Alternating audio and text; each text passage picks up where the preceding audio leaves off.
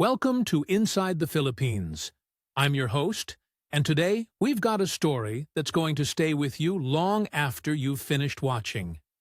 This one's about Colum, a 65-year-old machinist from Waterford, Ireland. Spent his entire working life measuring things down to the thousandth of an inch, running precision lathes and CNC machines. Everything calculated, everything predictable, everything according to specification. He thought retirement in the Philippines would be the same way. Run the numbers, follow the plan, get the expected result. But some things can't be measured with calipers, and Colum was about to learn that the hard way.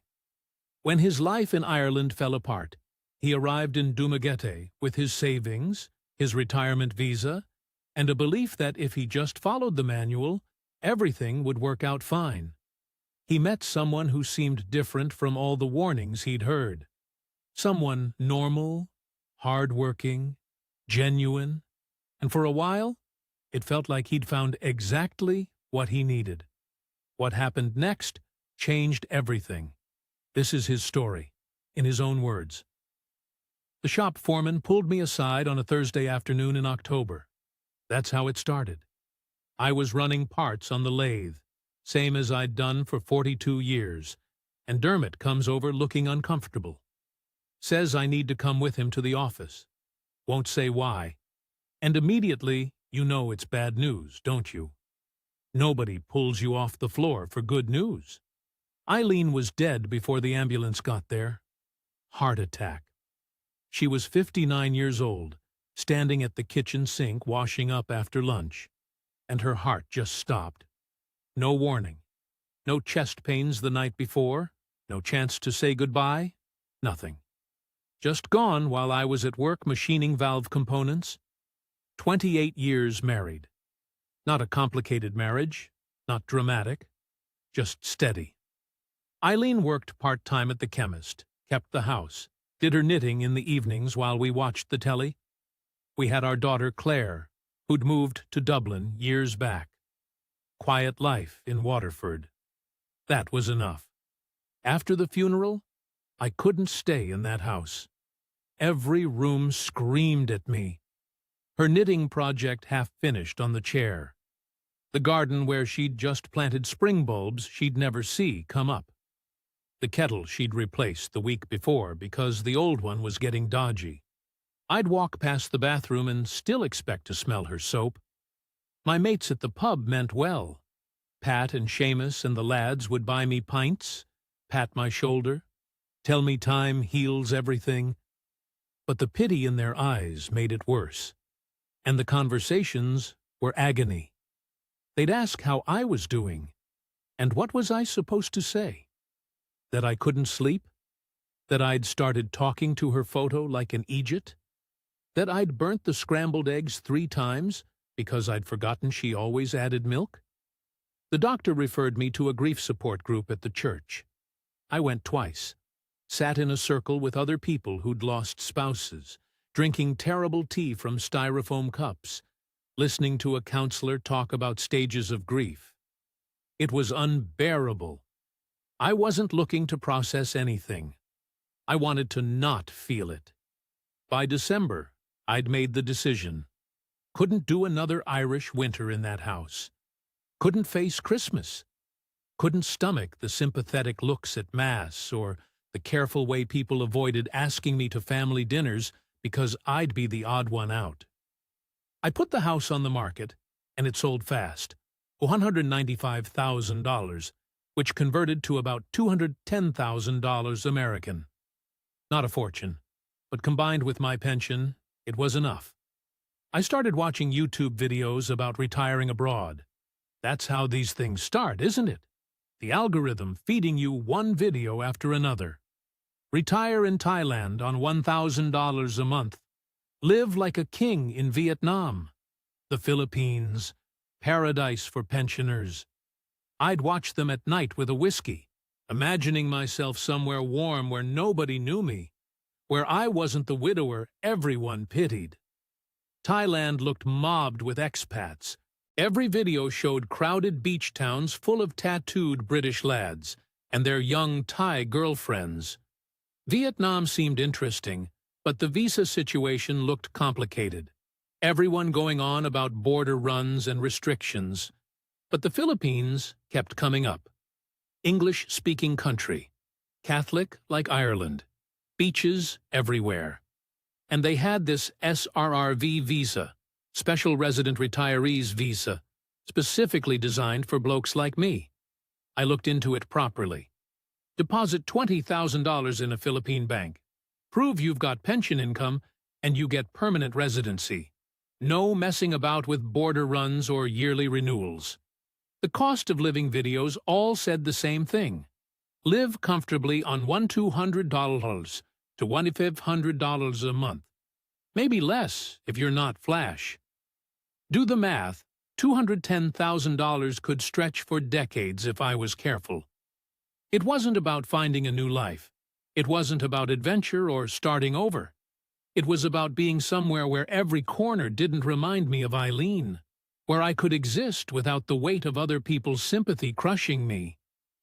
I told Claire on a video call 2 days before Christmas. She thought I'd lost my mind, said I was making huge decisions while grieving, that I should wait, that Ireland was my home. But what was home now? An empty house that still smelled like her perfume?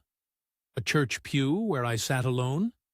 A workshop where everyone looked at me like I might break? I booked a one-way ticket to Manila for January 15th, 2023.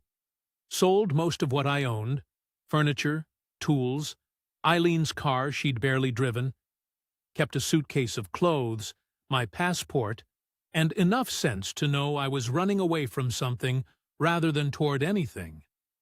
But at least I'd be warm. At least I'd be anonymous. At least nobody in the Philippines would look at me and see a tragic figure who couldn't boil an egg without his wife. That's what I told myself anyway. That I had it all worked out. That I'd done the math. That if you followed the specifications, you'd get predictable results. 42 years as a machinist taught me that everything has tolerances. Everything can be measured. Everything follows the manual if you just pay attention to the details. Turns out, some things can't be machined to specification. But I wouldn't learn that until later. Manila hit me like a wall of wet heat the second I stepped off the plane. January 2023. Middle of winter back home, lads in Waterford wearing coats and complaining about the cold, and here I was, sweating through my shirt before I'd even cleared immigration. The airport was chaos. People everywhere, signs in English and Tagalog, taxi drivers shouting offers, families meeting arrivals with balloons and tears. I'd never been to Asia before, never been anywhere really, except a lad's trip to Spain in the 90s. This was different. The smell hit you, exhaust fumes mixed with something sweet I couldn't identify, humidity that made the air feel thick enough to chew. Got a taxi to a budget hotel in Ermita. The driver barely spoke English, despite what the YouTube videos promised, and the traffic was mental. Jeepneys painted like circus wagons weaving between cars, motorcycles carrying entire families, horns blaring constantly. It took 2 hours to go maybe 15 kilometers. Back home, you'd be halfway to Cork in that time. I spent 2 days in Manila and hated every minute. Too big, too loud, too overwhelming. The hotel room was fine, but the area felt dodgy. Bars with girls sitting outside, old foreign men walking past with Filipinas young enough to be their granddaughters, beggars on every corner. This wasn't what I'd signed up for, so I got a Saris bus south to Dumaguete. 10 hours on Philippine roads, which is an experience I wouldn't recommend. But when I arrived, it felt different. Smaller city, university town, palm trees along the boulevard, the sea right there. Still hot as hell, still foreign, but manageable. Human scale. Found a studio condo through an agent within 3 days. Near Rizal Boulevard, 4th floor, 1 room with a bed, tiny kitchen, bathroom with a shower that dribbled lukewarm water. 18,000 pesos a month, which worked out to about $320. In Ireland, that wouldn't rent you a garden shed. Here it was a furnished apartment 50 meters from the water. The routine came together quickly because that's what you do, isn't it? Structure keeps you sane. Morning walks along the boulevard while it was still relatively cool. Fishermen setting out, joggers, street vendors setting up. Coffee at Harold's mansion, which despite the name was just a decent cafe with air conditioning and Wi-Fi. Lunch at the local carinderias, those little restaurants where you point at what you want and it costs 50 pesos. Afternoon at Why Not? Bar where the other expats gathered. That's where I learned the rules. Or the warnings, really. There were maybe a dozen regular foreign blokes at Why Not? Americans, Aussies, couple of Germans, one other Irish lad from Cork. All retired or semi-retired, all living on pensions and savings, all with opinions about the Philippines they were desperate to share with the new arrival. Never give money to a Filipina. That was rule number 1, repeated by everyone. Once you start, you'll never stop. It's a bottomless pit. Never build on land you can't own. Foreigners can't own property here, only condos, and even then there are restrictions. Watch for scams. Romance is transactional. They're after your money, your passport, your social security. Every single one of them.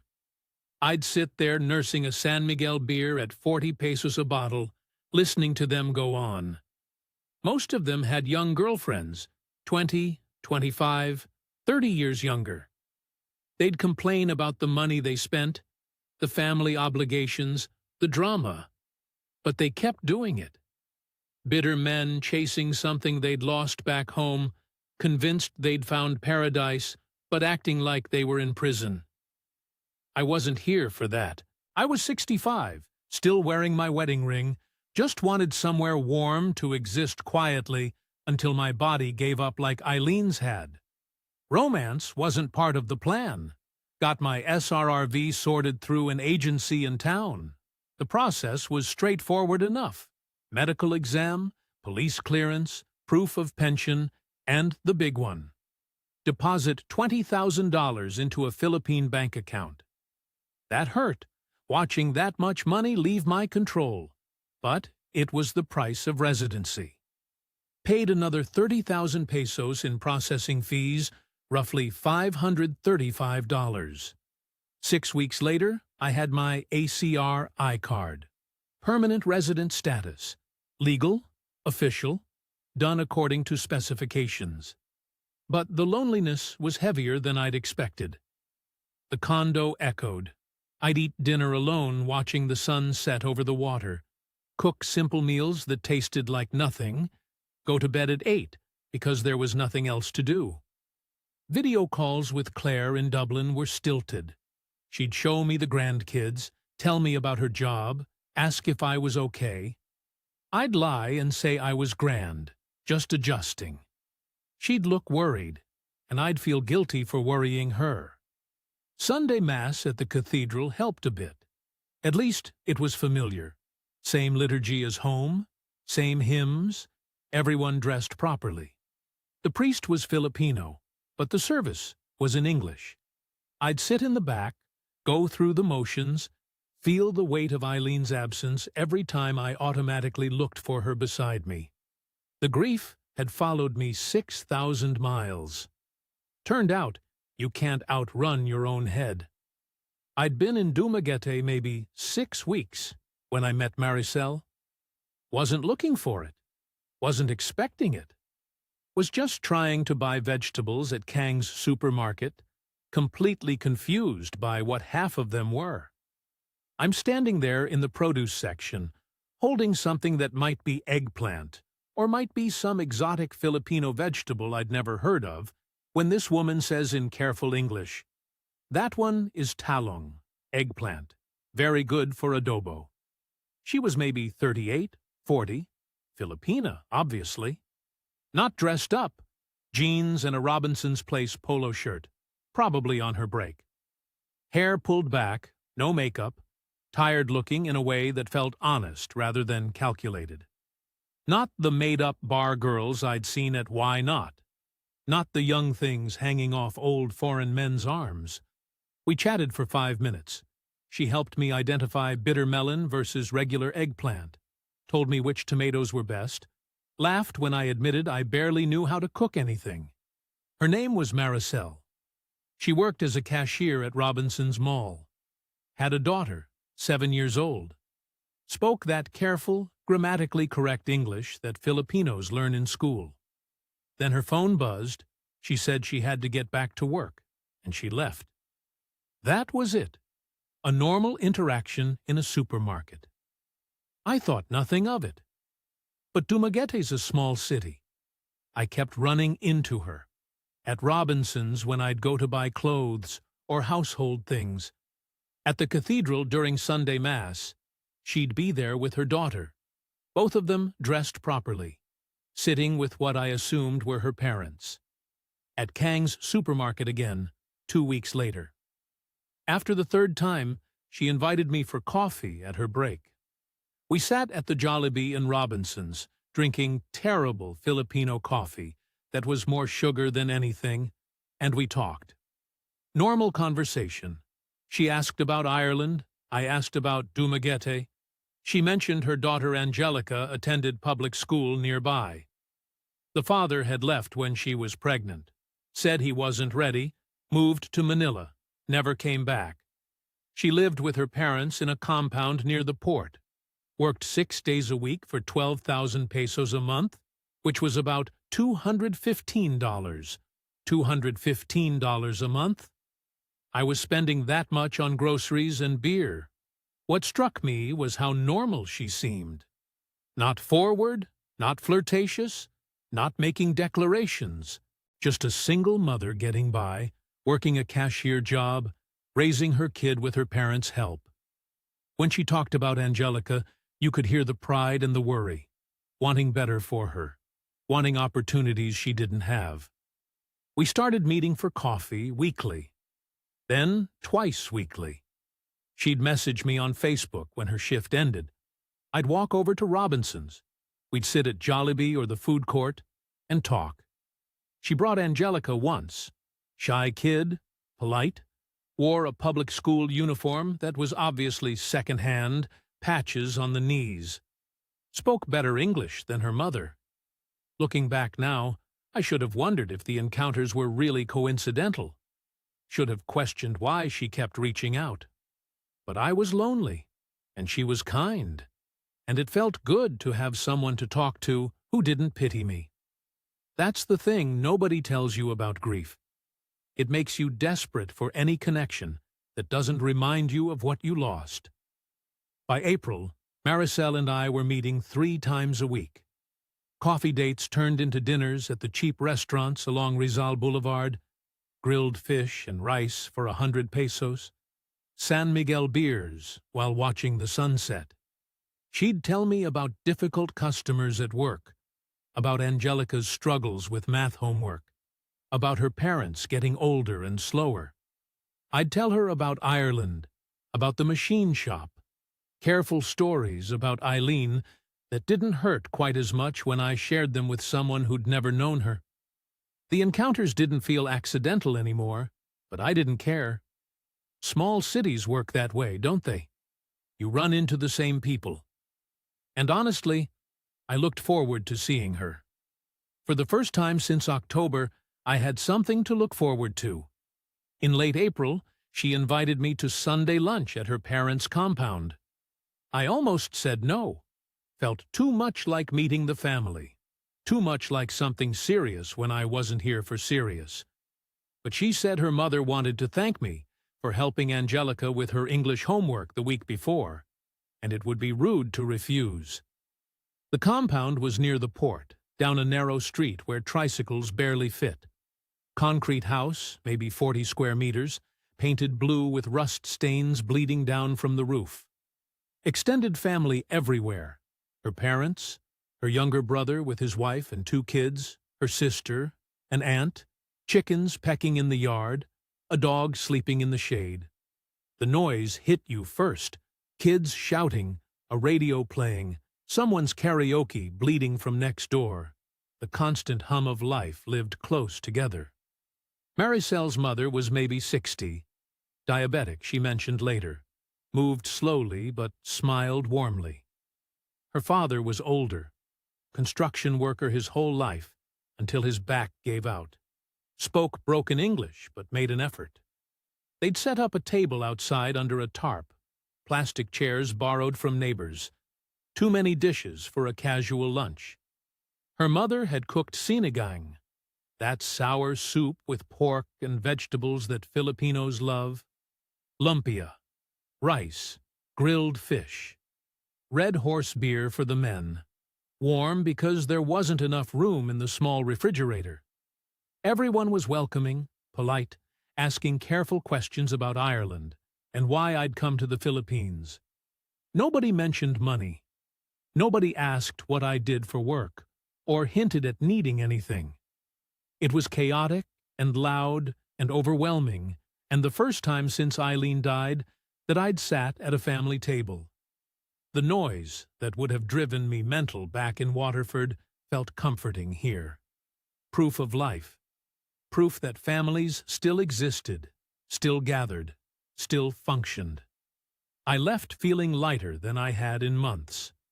Maricel walked me to where I could catch a tricycle back to my condo, thanked me for coming, said her parents liked me. I told her the truth, that it meant more than she knew. By June, we were unofficially dating. Nothing official, no declarations, just understood. We'd have dinner twice a week. She'd come to my condo sometimes after work, and we'd watch Netflix on my laptop. I'd meet her after Mass on Sundays. She still hadn't asked me for money. Not once. Not directly. But I noticed things. You'd have to be blind not to. Angelica's shoes had holes in them, not worn through from play, but genuine poverty holes where the sole separated from the upper. Maricel brought packed lunch from home every day to save money, rice, and whatever leftover was in the fridge. When it rained heavy, she mentioned casually that their roof leaked. Her brother had to put buckets under the drips. Her mother's diabetes medication cost 3,000 pesos a month, roughly $55, which was a quarter of Maricel's salary. She mentioned wanting to transfer Angelica to a private school, Silliman University Elementary, good reputation, better teachers, kids who came from families with resources, but it was 35,000 pesos a year, about $620. Impossible on her salary. She said it like stating a fact, not asking for anything, just explaining why Angelica would stay in public school where classrooms had 60 kids and half the teachers didn't show up. I ran the numbers. $620. That's what I'd spent last month on beer, restaurant meals, and a new pair of shoes I didn't need. It was less than my monthly budget allowed, just barely a blip against my savings. And Angelica was a smart kid, polite, curious, deserved better than an overcrowded public school where her uniform was patched and her shoes had holes. I offered in early July. Told Maricel I wanted to help with the school fees. Not because she asked, because I wanted to. Because I could. And what was the point of having money if you couldn't use it to help people who deserved it? She cried. Actual tears. Said I didn't have to, that it was too much, that she couldn't accept. I insisted. Told her Angelica deserved opportunities, that education mattered, that it would make me happy to help. Finally she agreed, still crying, saying I was a blessing from God, that she'd pray for me every day. The money transferred via GCash, that app Filipinos use for everything. Instant transfers from your bank account to their phone. 35,000 pesos, $620 American. Gone in seconds with a few taps on my phone. Maricel sent photos a week later. Angelica at the Silliman office enrolling. Angelica in her new uniform looking proud and terrified. Angelica's class schedule. Then a video of Angelica saying, "Thank you" in careful English, promising to study hard, to make me proud. That video. Christ. I must have watched it 20 times.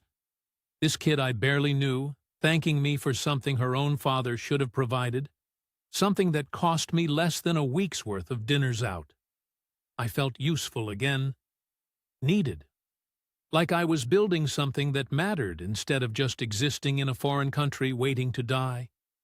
The expats at Why Not would have called me a fool, told me I'd opened the floodgates, that the requests would never stop now, that I'd been played. But they were bitter divorced men spending more on bar girls in a month than I'd spent on a child's education for a year. This was different. Maricel worked full-time, never asked for anything for herself, still wore the same 3 outfits to work, still brought packed lunch, still lived in that small compound with her parents. She was just a single mother trying to give her daughter a better life, and I had the means to help. By August, Angelica started at Silliman. Maricel would send updates, how she was adjusting, making friends, struggling with science, but excelling at English. I'd ask about her homework, offer to help when I could.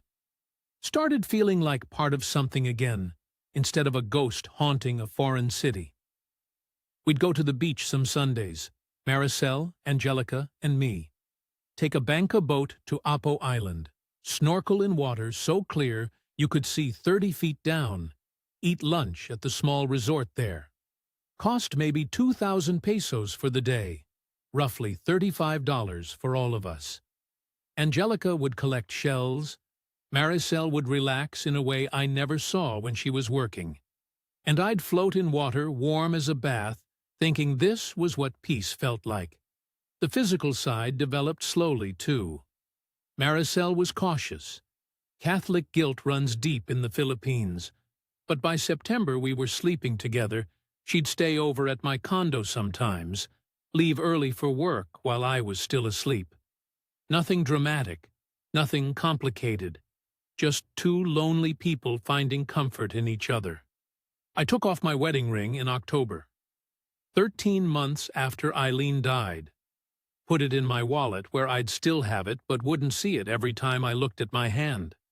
Felt guilty for about 3 days, then realized Eileen would have wanted me to be happy, would have told me I was being an idiot for torturing myself, that life was for living, not mourning. Maricel never asked why I finally took it off. Just noticed one day, squeezed my hand, said nothing. That's another thing I appreciated. She didn't push, didn't demand explanations, just accepted what I was willing to give. Looking back now, I can see the pattern forming. But at the time, it felt like the most natural thing in the world. Meeting someone kind, helping where I could, building something that felt like family again. The math worked. The budget allowed it. Everything within tolerance. Everything according to plan. I should have remembered that the most dangerous failures aren't the ones you see coming. They're the ones that develop so gradually you don't notice until everything's already compromised. But in October 2023, walking along Rizal Boulevard with Maricel and Angelica eating ice cream from Jollibee, watching the sun set over water that stayed warm even after dark, I felt something I hadn't felt since Eileen died. Hope. Turned out, hope can be as dangerous as grief when you're desperate enough. By September 2023, I'd been properly integrated into Maricel's family. Not just tolerated, welcomed. Her mother would cook extra when she knew I was coming. Her father would share his red horse and talk about construction work in broken English. Her younger brother would ask about Ireland, wanting to know if it really rained as much as everyone said. The brother's name was Jun. 28, married with 2 kids, drove a tricycle for income. Those motorcycle sidecars you see everywhere in the Philippines, packed with passengers, painted bright colors, diesel fumes trailing behind. He'd rent one for 800 pesos a day, roughly $14, work 12-hour shifts, clear maybe 300 pesos profit. That's $5 a day after fuel and the rental fee. Do that 6 days a week, and you're looking at roughly $120 a month to support a family of 4. Maricel's sister was Lisa, 24, unemployed, living at the compound with everyone else. She'd finished high school, but couldn't afford university. Wanted to study nursing. That's the golden ticket in the Philippines. Get a nursing degree, work overseas in Dubai or America or the UK, send money home, lift the whole family up. But nursing school cost 95,000 pesos a year, roughly $1,700. Might as well have been $1 million for a family living on what they made. Nobody asked me for anything directly. That's important to understand. They weren't sitting there with their hands out. But needs were mentioned. Casual comments during Sunday lunches. The mother's diabetes medication cost 3,000 pesos a month, and insurance didn't cover it. Jun's tricycle needed new tires, 1,800 pesos he didn't have. The roof leaked when it rained heavy, buckets placed strategically around the house. Liza mentioned the nursing program deadlines, how she'd applied 3 years running, but couldn't afford the fees. Just facts. Just life. Just the constant background noise of poverty that middle-class Irish blokes don't really understand because we've never lived it. October 2023, Maricel came to me looking worried, sat down at my condo after work, wouldn't make eye contact. I asked what was wrong, and she said her grandmother in Bohol, her father's mother, I was still learning the family tree, needed cataract surgery. Nearly blind, couldn't function, couldn't cook or clean or do anything independently. The family was trying to figure out how to manage it. The surgery cost 45,000 pesos at the private hospital in Tagbilaran, roughly $800. Public hospital was free, but the waiting list was 18 months, and the grandmother was 76. Might not have 18 months. Maricel showed me the ophthalmologist's quote on her phone. Official letterhead. Detailed breakdown. Legitimate. She apologized for even mentioning it, said they'd find a way somehow, maybe borrow from relatives, maybe wait for the public hospital. She wasn't asking, just explaining why she'd be stressed the next few months. I did the math. $800 against my $210,000 in savings. Less than 0.5%. It was a grandmother's eyesight. A real person who'd go blind if nobody helped. I told Maricel I'd pay for it. She cried, said I couldn't. It was too much. I'd already helped with Angelica's school. I insisted, told her it was nothing to me, that I had the money, that families help each other, and I was part of the family now, wasn't I? The money went through GCash the next day. 45,000 pesos, $800, gone with a few taps. The grandmother had surgery in early November. Maricel sent photos. Elderly woman with bandages over her eyes. Then a week later without bandages, crying, seeing her grandchildren clearly for the first time in years. Video message thanking me in Cebuano that Maricel translated, saying I was blessed, that God would reward my kindness, that she prayed for me every night. I felt that satisfaction you get from solving a concrete problem. Measurable results. Input, 45,000 pesos. Output, restored vision. Clean equation. This was engineering applied to human need, and it worked exactly as specified. Then late November, Typhoon Quinta hit. Not directly. Passed north of the Visayas, But the outer bands brought heavy rain to Dumaguete. 3 days of constant downpour, streets flooding, power cutting out, that wet heat that makes everything feel like it's rotting. The compound didn't handle it well. The section where June and his family lived was partially nipa hut construction, bamboo frame, woven palm leaves for walls and roof. Old construction, built by Maricel's grandfather decades ago. The rain found every weakness. Bamboo rotted through, part of the roof collapsed, water poured in, ruined everything they owned.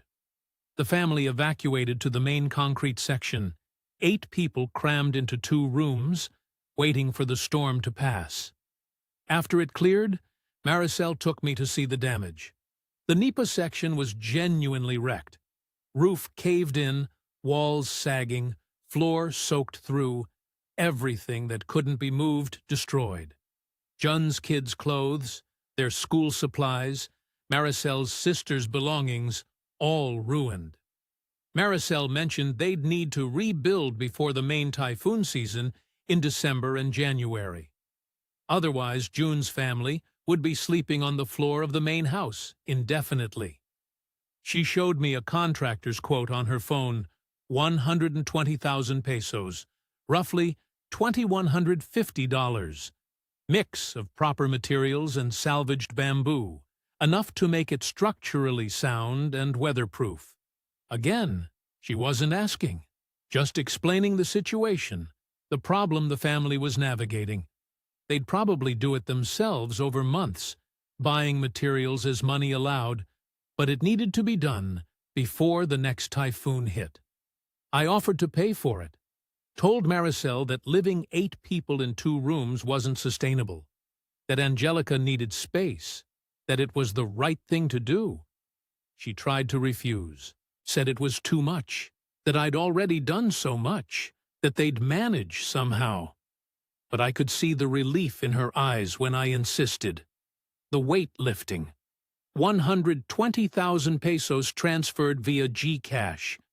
$2,150.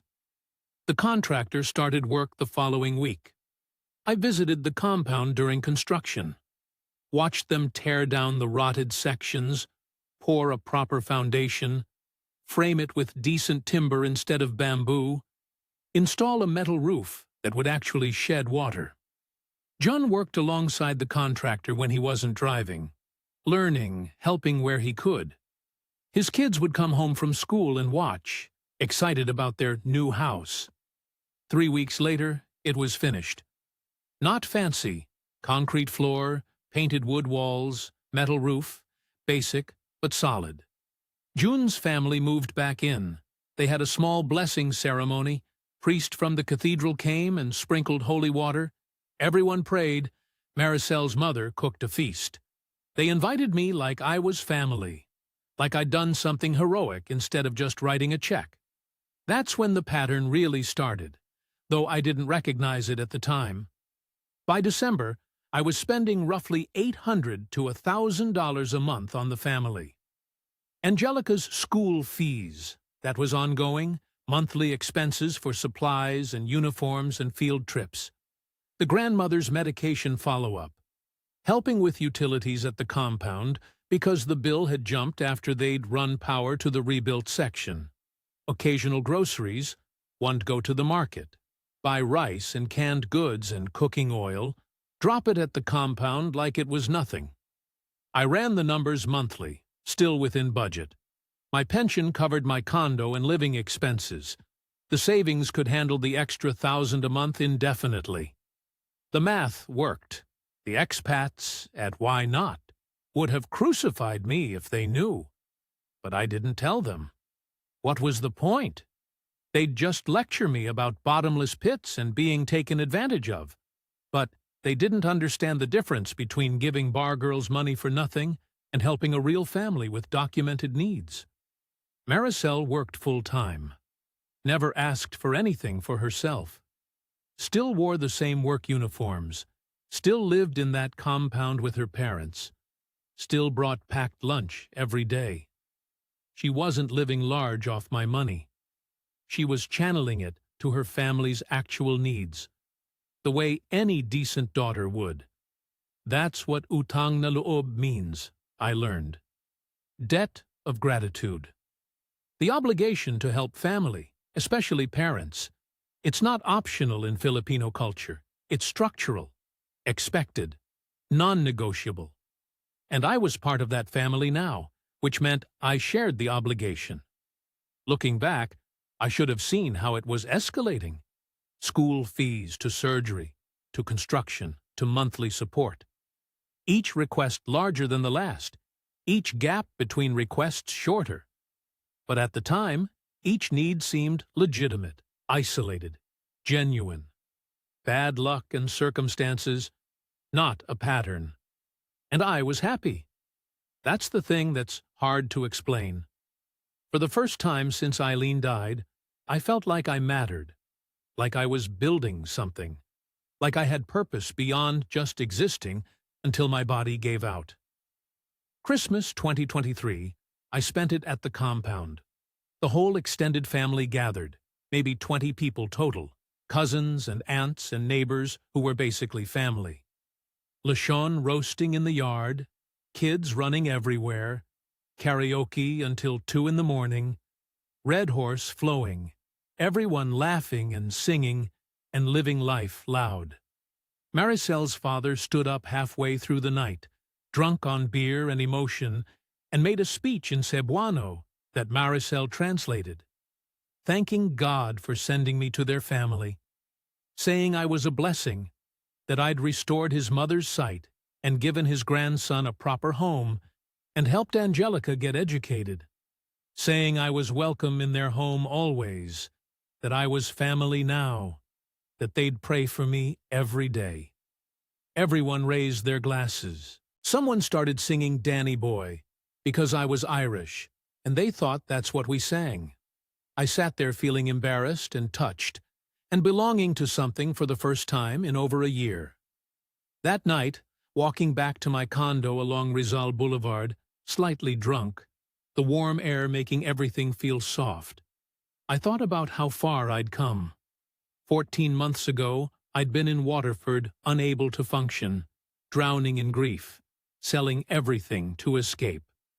Now I was in the Philippines with a woman I cared about, a family that accepted me, a life that felt like it had meaning again.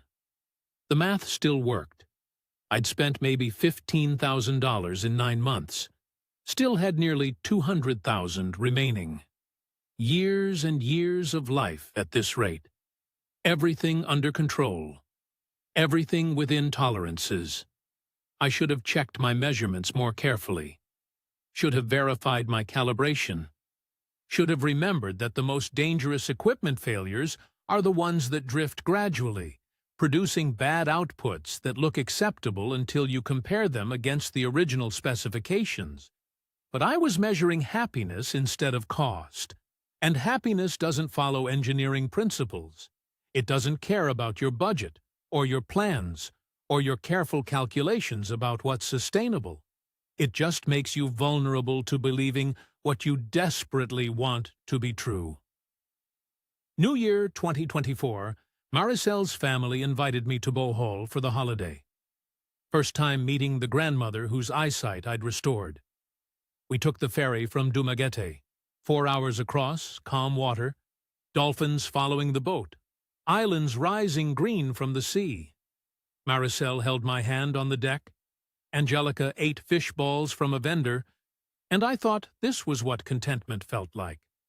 Bohol was different from Dumaguete, rural, provincial, the kind of desperately poor that middle-class Irish blokes only see on television charity appeals.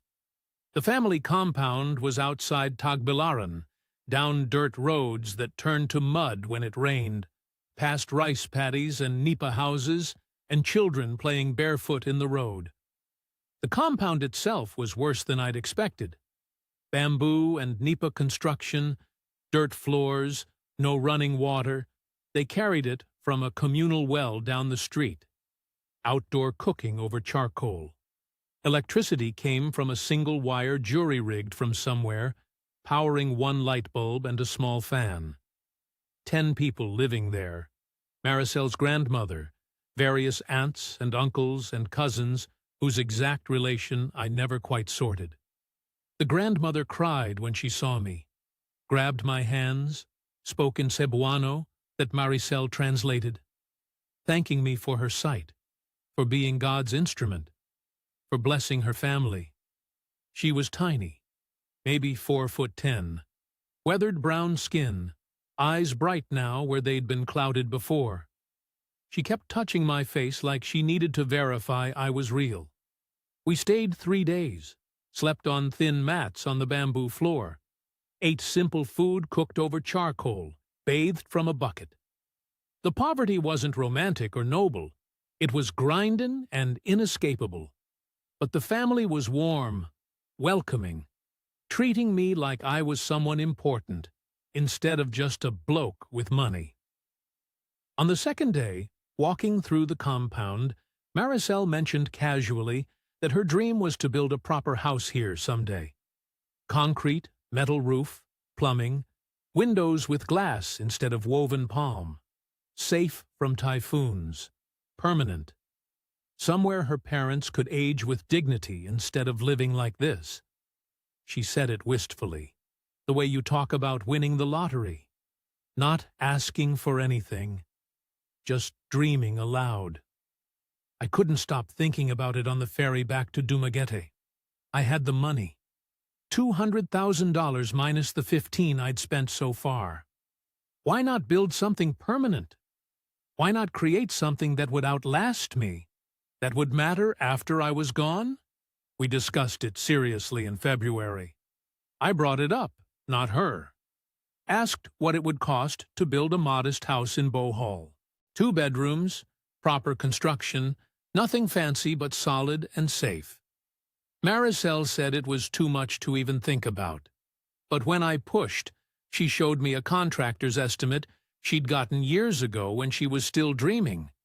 2.5 million pesos, about $45,000. I did the math. I'd still have $165,000 remaining. Enough to live on for years, maybe decades, if I was careful. And I could stay there when I visited Bohol, have a real home, belong somewhere instead of renting a studio forever. The legal reality was unavoidable. Foreigners can't own land in the Philippines. The house would have to be in Maricel's name. That gave me pause. The expats at Why Not would say I was mental, that I'd never see that money again, that the relationship would end the day construction finished. But we'd been together over a year. She'd never been dishonest, never asked for anything without showing receipts, never lived beyond her means. And what was the alternative? Die alone in a rented condo with $200,000 I couldn't take with me. At least this way I'd build something real, something permanent, something that mattered. I transferred 2.5 million pesos in late March 2024, $45,000. Gone with bank transfer forms and signatures and the contractor's handshake. Construction began in April on the family's ancestral land in Bohol. That's when everything changed.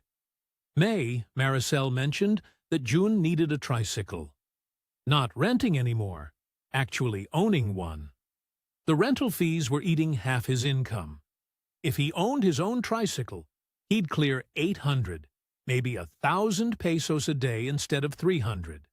Real income, family stability, a ladder out of poverty. A new tricycle cost 180,000 pesos, $3,200. It was an investment, really. Help June earn properly, reduce the family's dependence on me long-term. The math made sense. I sent the money via GCash in May. Another $3,000 gone. June, Liza got accepted to a nursing program. 4 years, 95,000 pesos per year. $1,700 annually. This was the golden ticket. Nursing degree meant overseas work, real money, lifting the whole family up. She'd eventually earn more than everyone combined, send money home like millions of other OFWs. I paid the first year in June, another $1,700. Then the G-Cash requests became routine. Background noise. My phone would ping, I'd see Maricel's name, open it to find hospital receipts or bills or contractor updates. Always with apologies, always with documentation, always with promises to pay me back someday when things got better. 15,000 pesos for the father's back treatment. His construction injury was flaring up, needed physiotherapy. 25,000 for the mother's diabetes medication refill, a 3-month supply this time. 18,000 when Jun's daughter got sick, suspected dengue fever, 2 nights in hospital. Each amount seemed reasonable in isolation. $500 here, $300 there. Nothing that would break me. But they kept coming. Weekly became daily. The G-Cash notifications started making my chest tight before I even looked at them. Meanwhile, construction in Bohol developed problems. The foundation needed to be deeper than estimated. Rocky soil, water table issues, another 200,000 pesos, $3,580. The contractor sent photos showing exposed rock, detailed engineering explanations that sounded legitimate. Termite treatment was essential. This close to the jungle. If they didn't treat the timber properly, the house would be eaten within 5 years. 150,000 pesos, $2,680. Made sense. I'd seen termite damage at the compound in Dumaguete. The roofing contractor found the original materials substandard, cheap metal that would rust through in 3 years. They needed better grade, properly coated, 300,000 pesos additional, $5,360. I didn't want to build something that would fail in 5 years. Permits cost more than expected. Local government fees, barangay clearances, environmental assessments, another 150,000 pesos, $2,680. The Philippines ran on paperwork and bribes disguised as fees. Each expense came with contractor explanations, photos, adjusted quotes. Each sounded legitimate. Each added up. Between May and August, I transferred another 800,000 pesos for construction overruns, $14,300. The house that was supposed to cost $45,000 was now approaching $60,000 with no end in sight. Maricel sent construction photos weekly. Progress looked real. Foundation poured, walls rising, roof frame going up. Real construction, real materials, real workers. This wasn't fake. The house existed. But my savings were shrinking faster than planned. I'd arrived in the Philippines in January 2023 with $210,000. By September 2024, 20 months later, I'd spent roughly $95,000. The house, the tricycle, school fees, medical emergencies, construction overruns, monthly support. It had added up so gradually, I hadn't noticed the acceleration. My savings were down to roughly $115,000. Still enough to live on. Not destitute. But the margin was gone. The buffer I'd counted on had evaporated. One serious medical emergency, one visa problem, one unexpected expense, and I'd be genuinely vulnerable. The monthly requests hadn't slowed. If anything, they'd increased. Liza needed money for nursing supplies. Jun's tricycle needed repairs. Ironic, since it was only 4 months old. The grandmother needed follow-up cataract appointments.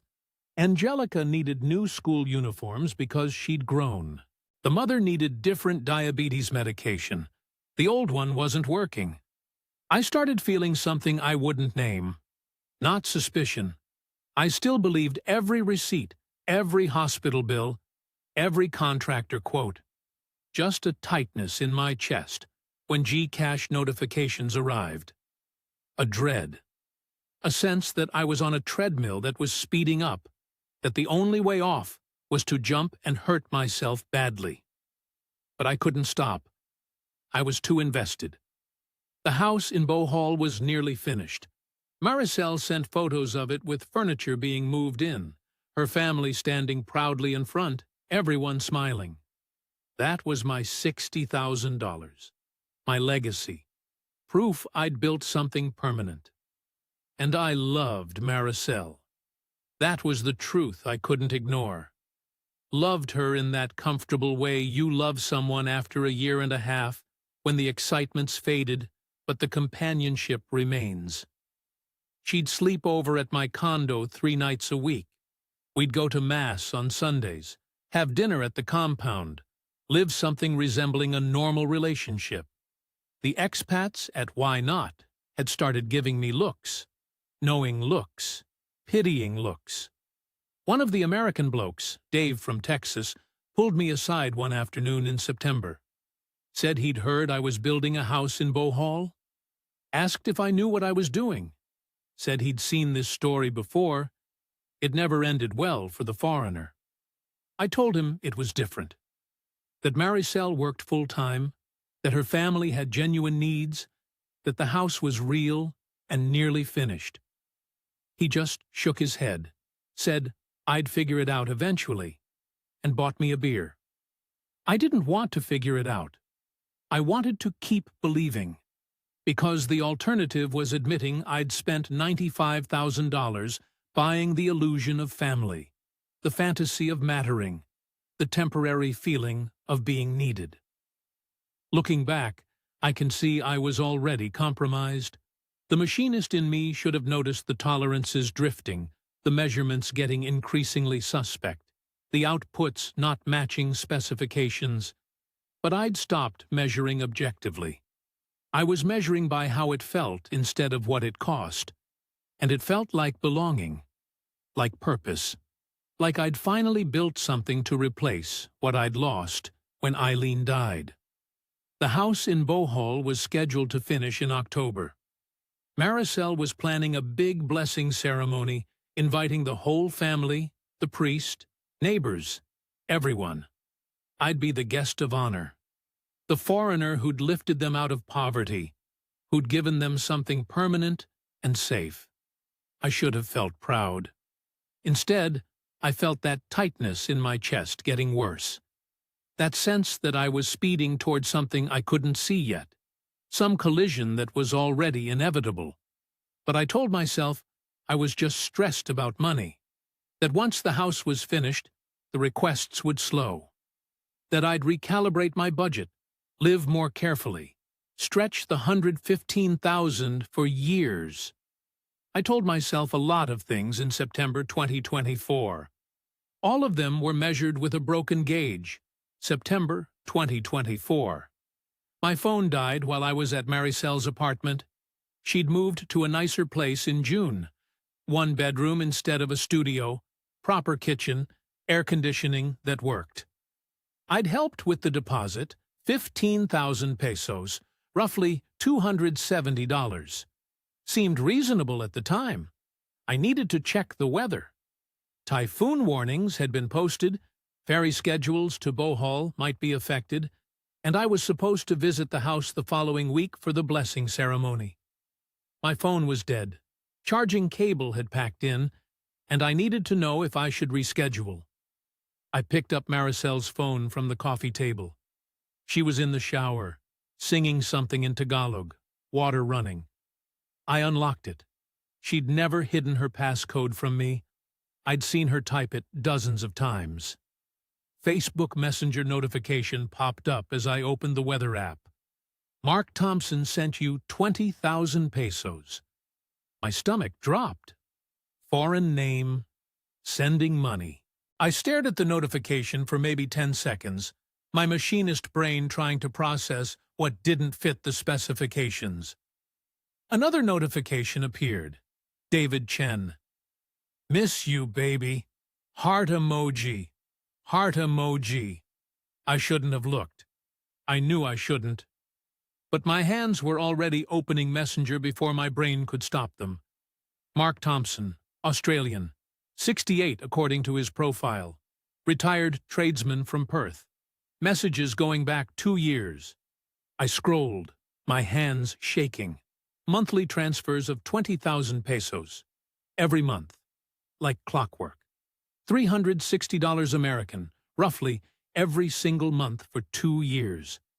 Photos of him with Maricel, at the compound in Dumaguete, at the beach, at the same Bohol compound where her house was being built. Dated photos from visits. Messages about missing her, about coming back for Christmas, about their future together, about Angelica, the same Angelica who called me Uncle Colum, calling Mark Uncle Mark in the photos. I kept scrolling. Couldn't stop. It was like watching a car crash in slow motion. David Chen, Canadian, 61, from Vancouver. Messages going back 18 months. He'd visited the Philippines twice, January 2023 and July 2024. January 2023. The same month I'd arrived. Photos of David with Maricel. At Apo Island. The same beach we'd gone to. Same bangka boats. Photos at the cathedral after Mass. The cathedral where we went every Sunday. Photos at the compound with her family. Everyone smiling, welcoming. The same performance they'd given me. I scrolled through David's money transfers. October 2023. 45,000 pesos sent. The note said, Lola's cataract surgery. Lola, grandmother. The same surgery I'd paid for. Same hospital. Same doctor. Same grandmother crying with gratitude. Same photos. She'd sent David the exact same photos she'd sent me, weeks apart, presenting them as fresh, as new, as just happened. The house in Bohol. David's messages were full of it. Our house. Our future home. I can't wait to retire there with you. Photos of construction progress. The same photos Maricel had been sending me, presented to David as their shared project, their shared dream. I scrolled back further in Maricel's message list. John Peterson. Messages stopped in August 2023. American, looked like. Had been sending money sporadically, smaller amounts, stopped abruptly. Maybe he'd figured it out. Maybe he'd run out of money. Maybe he'd just died. Hans Bergman. Dutch or German, couldn't tell. Messages through 2022, sporadic, small amounts. Stopped around the time I showed up. All foreign names, all older men, all sending money, all believing they were in exclusive relationships with Maricel. I sat on her couch, phone in shaking hands, feeling something collapse inside my chest. It wasn't rage. That would come later, maybe. Right now, it was something else. The specific horror of a machinist discovering he's been measuring with a broken gauge the entire time. Every calculation wrong. Every tolerance meaningless. Every specification failed. Everything I'd built on false readings. The shower stopped. I heard Maricel moving around in the bathroom. I should have put the phone down. Should have pretended I hadn't seen. Should have walked out. But I just sat there, phone in hand, staring at the screen. She came out wrapped in a towel, saw me with her phone, saw my face. For a moment, just silence. The air conditioning humming. Traffic noise from the street. Someone's karaoke bleeding through the walls, same as always. Then she started crying.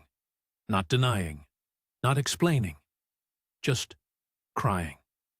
That same crying she'd done when I offered to pay for Angelica's school fees, when I'd paid for the grandmother's surgery, when I'd agreed to build the house.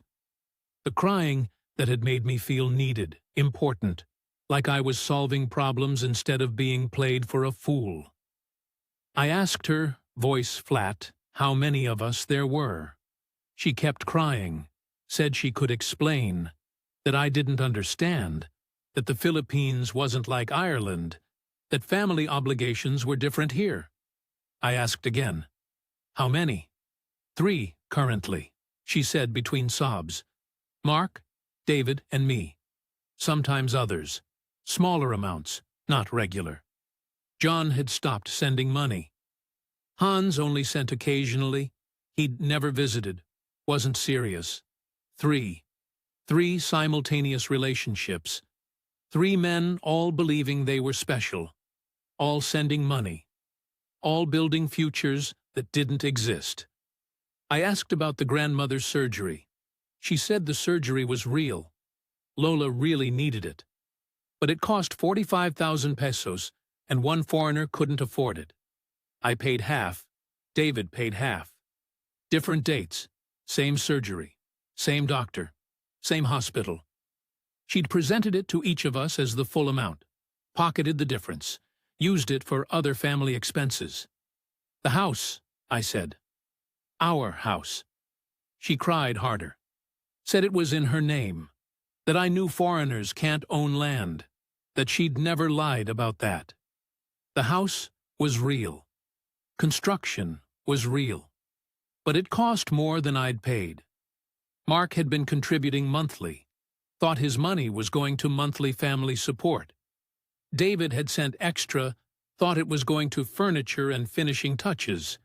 Between the 3 of us, we'd funded a 3 million peso house, roughly $54,000, that she'd presented to me as costing 2.5 million. June's tricycle? Also funded by Mark, she said. Split the cost. Told him it was for medical expenses. Told me it was for the tricycle. Liza's nursing tuition? Real. But I was paying it. The money I thought was going to medical emergencies was covering other expenses, or just padding her income. I asked if anything had been real. She stopped crying for a moment, looked at me, said yes. The family's needs were real. The poverty was real. The gratitude was real. Her feelings for me were real.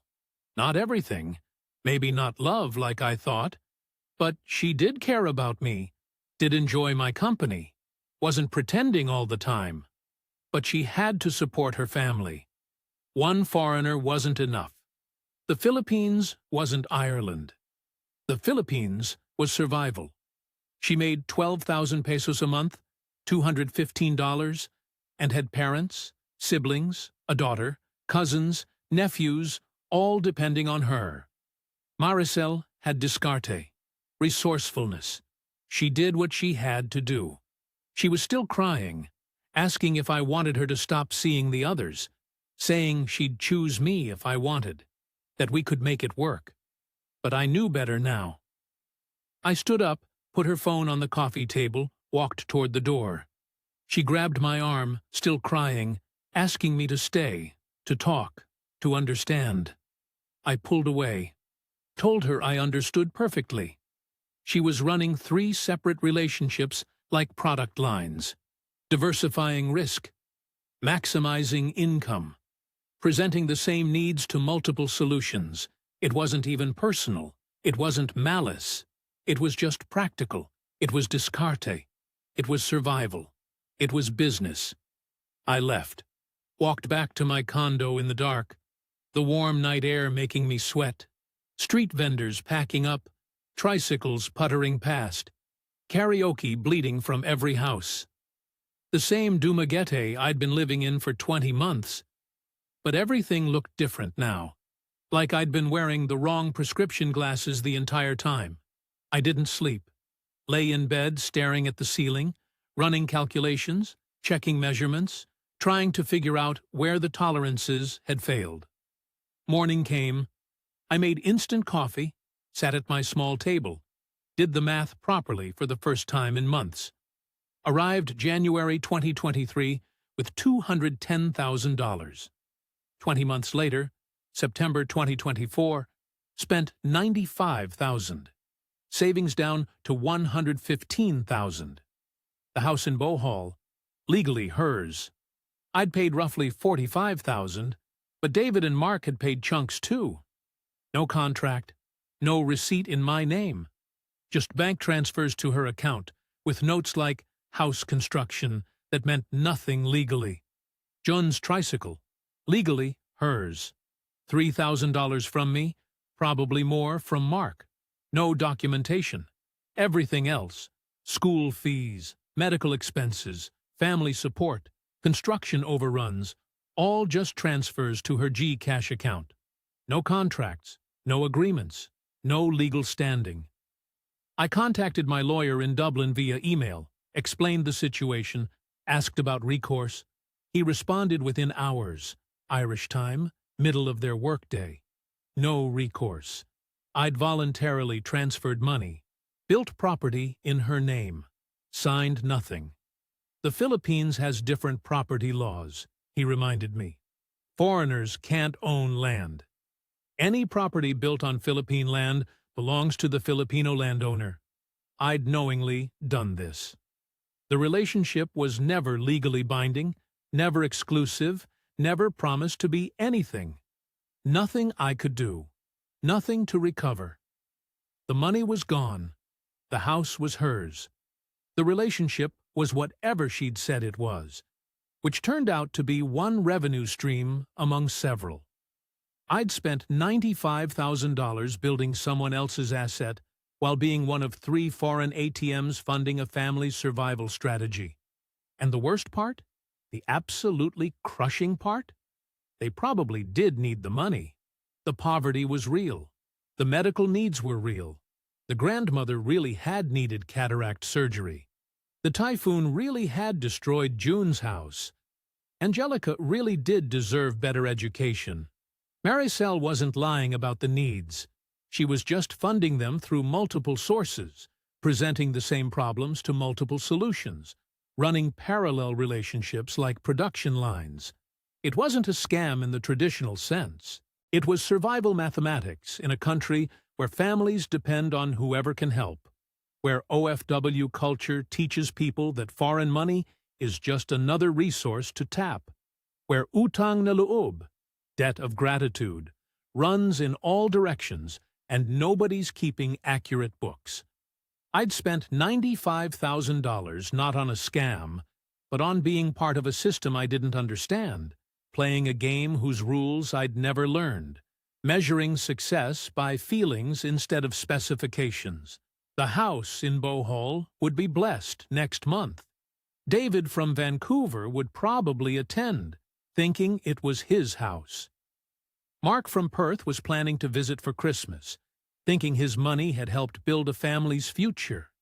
And I'd sit in my studio condo in Dumaguete, measuring the damage, calculating the remaining tolerances.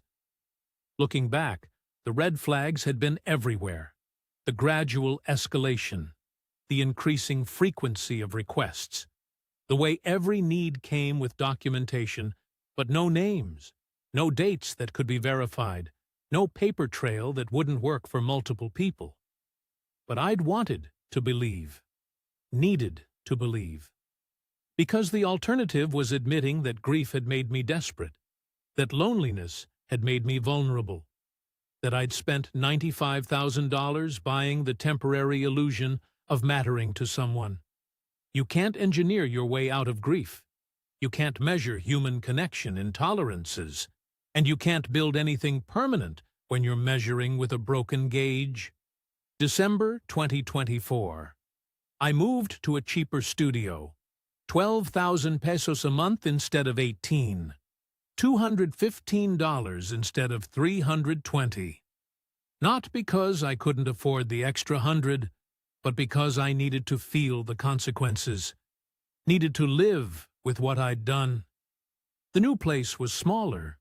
Ground floor instead of fourth. No view of the boulevard. Louder. Heard every tricycle that passed, every neighbor's argument, every karaoke session. The shower was worse. The bed was harder. It felt appropriate. I did the math. Proper accounting this time, everything written down, every transfer documented.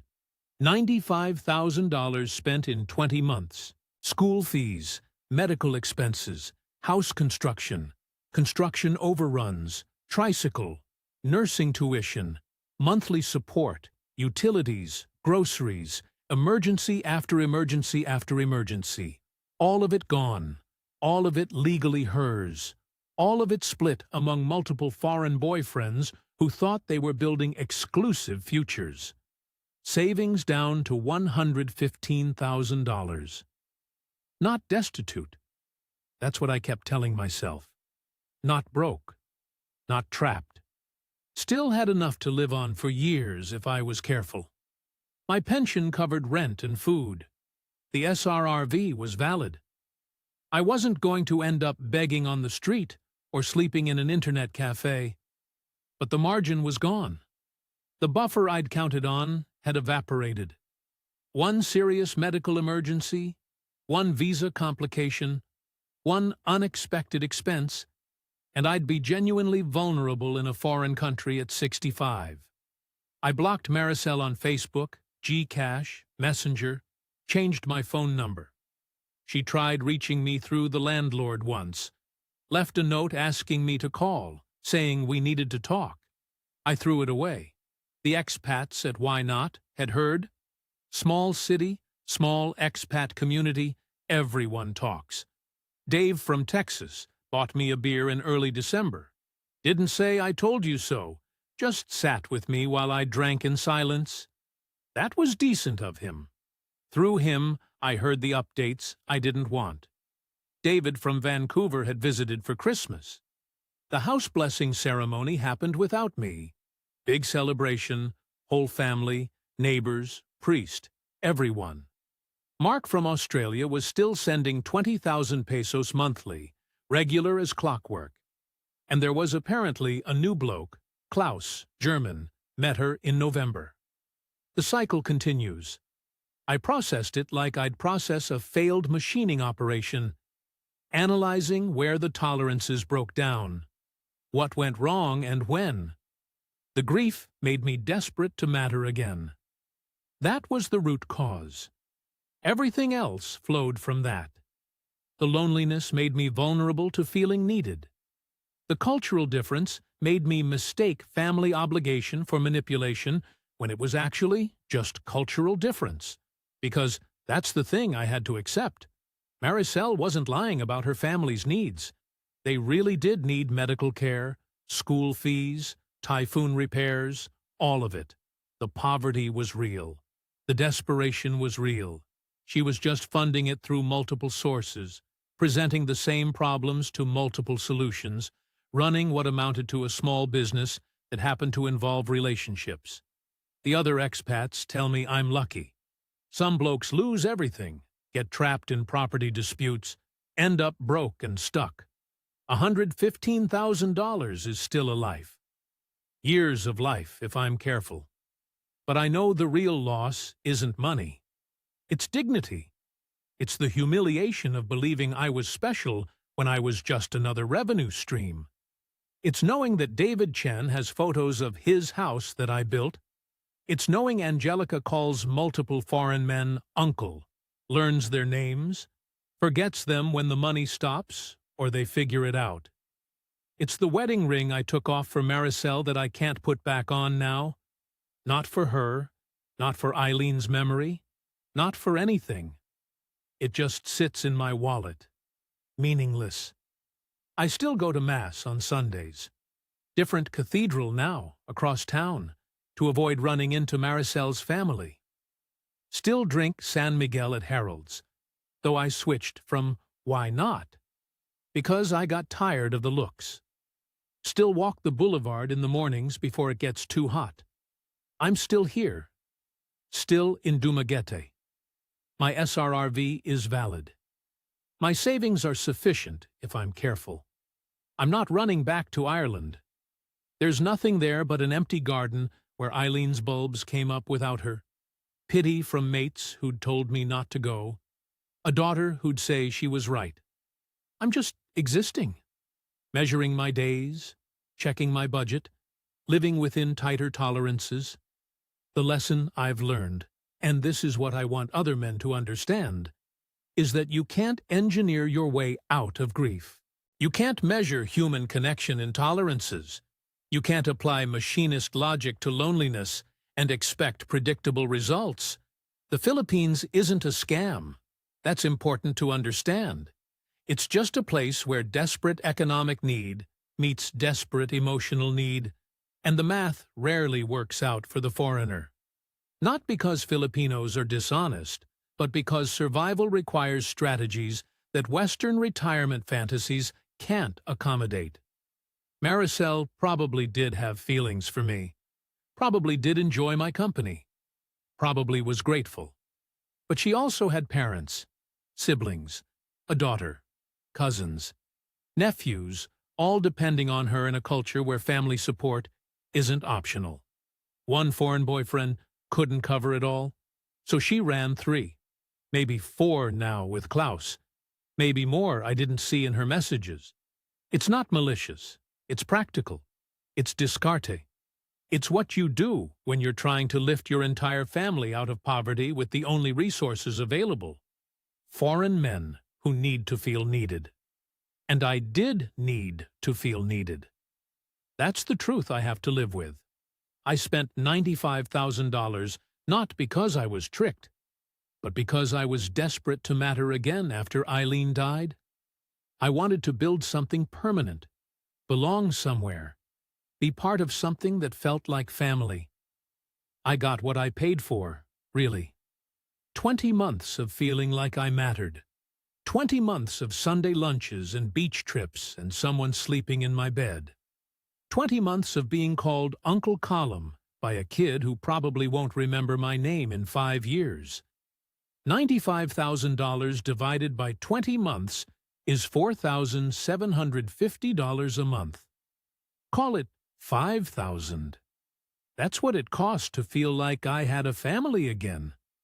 Some men would say that's a bargain. Some would say I'm a fool. Both are probably right. I took off my wedding ring finally. Not for Maricel, for me, because I needed to admit that I'd been trying to replace Eileen instead of grieving her properly.